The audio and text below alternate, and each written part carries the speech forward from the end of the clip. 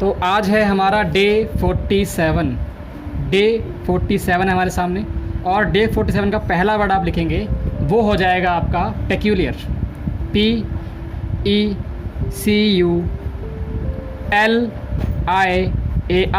Peculiar. इसका meaning क्या है इंग्लिश में लिखेंगे आप? स्ट्रेंज और ऑड। स्ट्रेंज, STRANGE, स्ट्रेंज, और ऑड, या फिर इसी को बोलते हैं अनयूजुअल। अनयूजुअल, अनयूजुअल, ये आपका वर्ड हो जाएगा पेक्यूलियर। और इसका इंग्लिश या हिंदी मीनिंग क्या हो जाएगा? इसका हिंदी मीनिंग हो जाएगा आपका अजीब। क्या हो जाएगा? अजीब। और अजीब को हम बोलते हैं क्या? अनोखा। इसी को हम बोलते हैं अनोखा। नेक्स्ट वर्ड हमारे सामने है जो हमारा होगा second word, it will be pensive. या पेंसिव नहीं लिखेंगे आप, पहले पेनिटेंट लिखिए। पेनिटेंट, PENITENT, पेनिटेंट, PENITENT, पेनिटेंट। इसका इंग्लिश मीनिंग क्या है आपका? रिपेंटेंट है इसका मीनिंग। इंग्लिश क्या मीनिंग है आपका? Repentant, REPENTANT, repentant. हिंदी लिखिए, समझ में आपको आएगा इसका मतलब क्या है। इसका मतलब होता है पश्चाताप करना। पश्चाताप करना।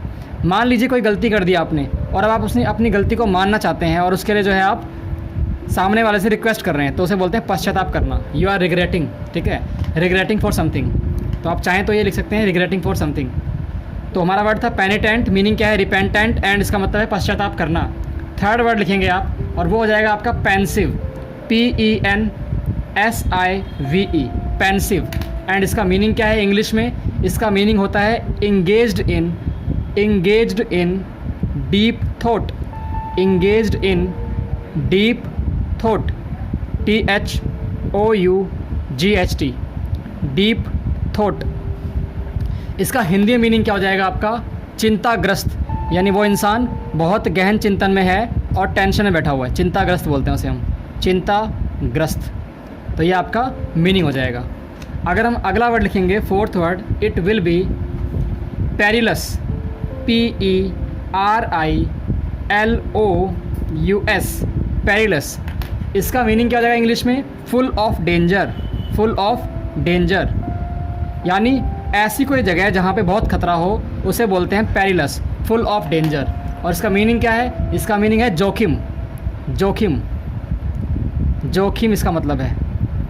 हम आते हैं अगले वर्ड के ऊपर, और वो हो जाएगा हमारा पांचवा वर्ड, यानी fifth word, it will be, और ये हो जाएगा आपका परसिपिकुअस, PERSPICUOUS, परस्पिकुअस। एंड इसका इंग्लिश मीनिंग क्या हो जाएगा? Clearly expressed and easily understood. दोनों मीनिंग है इसके, clearly expressed and easily understood, यानी जिसको अच्छे से एक्सप्रेस किया गया हो और जिसको समझना आसान हो, उसे हम बोलते हैं क्या? परस्पिकुअस। एंड इसका हिंदी मीनिंग क्या है? इसका हिंदी मीनिंग है आपका सुबोध। वर्ड लिखेंगे आप, सुबोध। सुबोध मतलब जिसको समझना आसान हो, या फिर उसी को बोलते हैं हम सुस्पष्ट, या स्पष्ट लिख सकते हैं आप चाहें तो, स्पष्ट। तो ये आपका पांचवा वर्ड था, परस्पिक्यूअस। हम आते हैं सिक्स्थ वर्ड पे, और ये आपका हो जाएगा पर्टिनेंट, PERTINANT, पर्टिनेंट। इसका मीनिंग क्या है? इसका मीनिंग है आपका रेलिवेंट। क्या मतलब है इसका? Relevant, RELEVANT, relevant. और इसी को बोलते हैं हम अप्रोप्रिएट, यानी वो चीज़ जो बिल्कुल सही है, उस चीज़ के लिए रेलिवेंट है, सही है, उचित बोल सकते हैं आप उसे हिंदी में, उचित या फिर योग्य। यह आपका सिक्स्थ वर्ड हो जाएगा। सेवन्थ वर्ड लिखते हैं हम लोग, और वो क्या हो जाएगा आपका? And it will be plunder, PLUNDER, plunder. इसका मीनिंग क्या है आपका? लूट, मतलब लूटना। एक्चुअल में लूट जो है ना, वो हिंदी और इंग्लिश दोनों वर्ड है। लूट जो है हिंदी इंग्लिश दोनों वर्ड होता है, ठीक है। तो आप से लिखेंगे लूटना, इंग्लिश में आएगा लूट और हिंदी में आएगा लूटना, दैट्स इट। तो ये आपका सेवन्थ वर्ड था। हम आते हैं अगले वर्ड के ऊपर, और ये आपका हो जाएगा 8th word poignant, POIGNANT, poignant. And इसका मीनिंग क्या है आपका?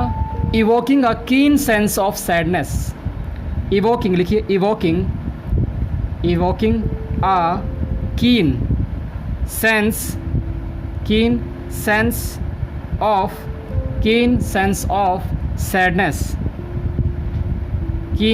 Of sadness. एंड इसकी हिंदी लिखेंगे, आप समझ जाएंगे उससे आप इसका मतलब क्या है। इसे बोलते हैं आप उदास या मार्मिक।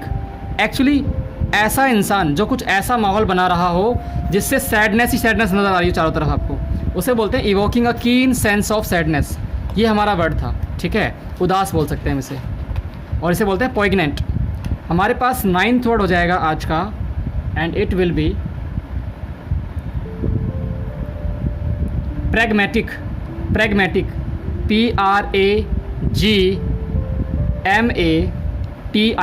प्रैग्मेटिक।